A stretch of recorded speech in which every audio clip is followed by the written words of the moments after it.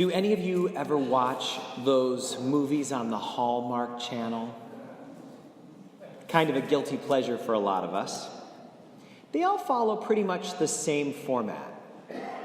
Early on, you meet the characters and you find them very likable, and then they hit their challenge.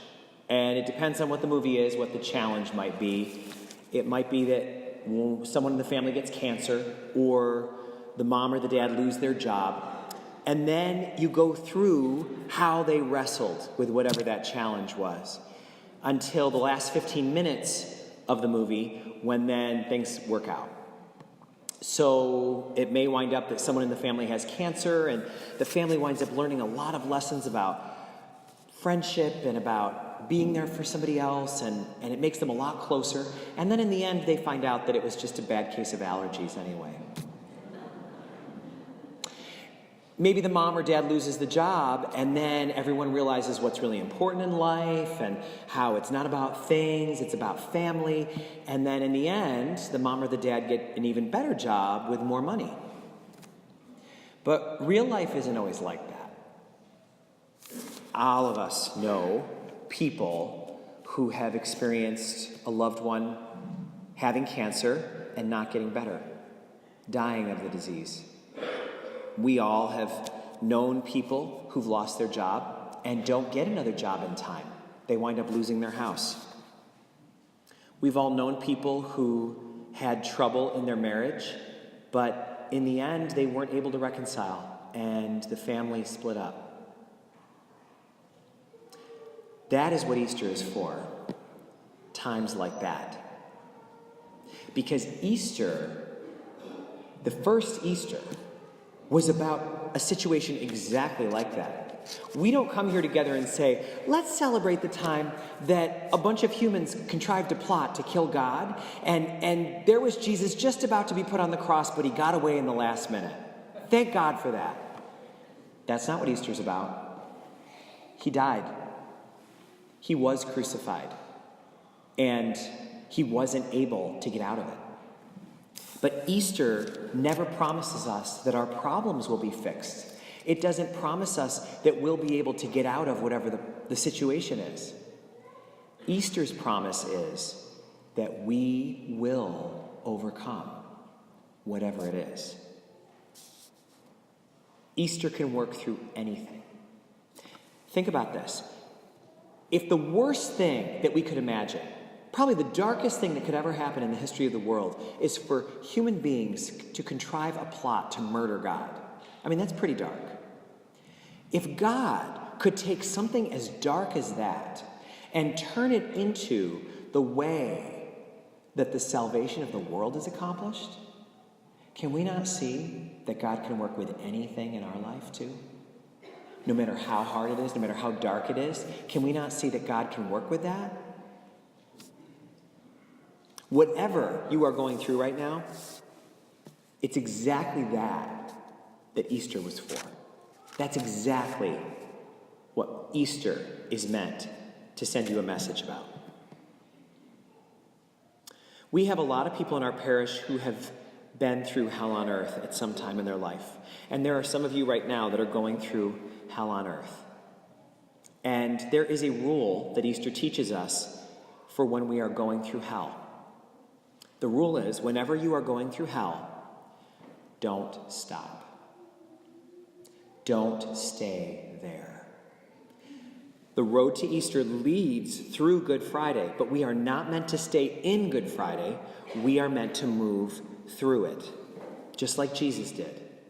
We can't start believing that the worst day that we experience is the truth of what life is all about. We can't start believing that.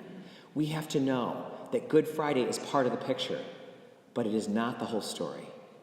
And it is meant to be one day that we move through.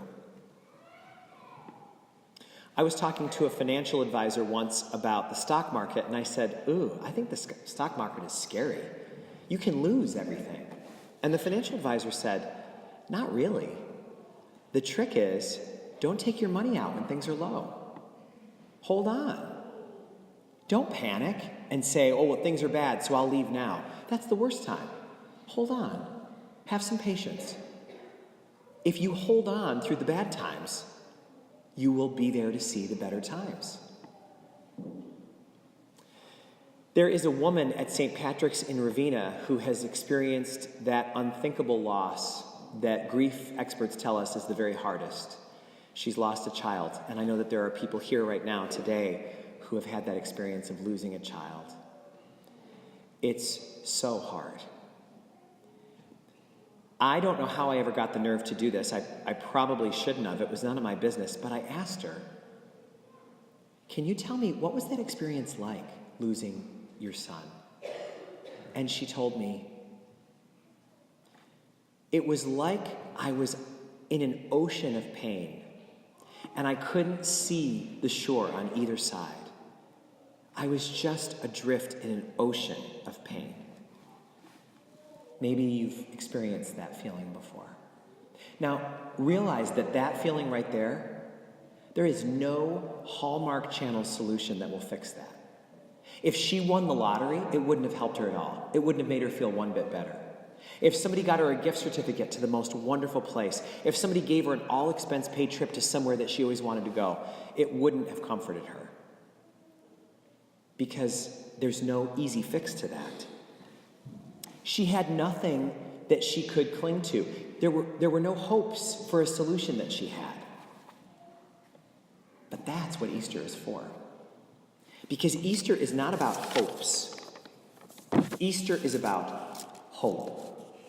There's a difference. Hopes are things that you can imagine. They're the Hallmark Channel solutions that you would wish for. Hope leaves an openness for God to surprise us.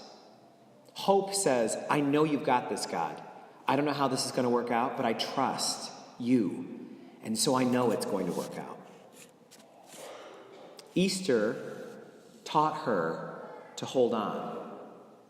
In fact, what she told me was, when she was in that ocean of pain, it was her faith that was her boat. And now, she said, years later, she still experiences the pain, but now her boat is near the shore. And sometimes she gets to dock and actually walk on the land for a while. She has to go back to the boat because that's part of her experience, but she doesn't have to be in the middle of the ocean anymore. She's not adrift. Her faith has brought her toward the shore. So the next 50 days of Easter are about hope. Hope is what Easter is all about. And 50 days, that's actually the amount of time that we celebrate Easter. Have you ever noticed that? The Easter season is longer than Lent. And it's a lot longer than Good Friday. Good Friday is one day. Easter is 50 days. Easter's the time that we say, God, we don't know how this is going to work out, but we don't need to picture the outcome. We just need to place our trust in you. We know that you're not going to fix this, that you're going to help us overcome it, and that's even better. I'm told that in India, they have a saying, everything will be all right in the end. So, if it's not all right yet, it's not the end. That's faith. That's faith. We stand here today on this Easter morning and say, God, we know that your plan is better than anything we could have cooked up. So if you are one of those people in pain right now, if you are experiencing that ocean of pain as that woman described, look for anything that floats. Look for the parts of your faith that are afloat and hold on to those.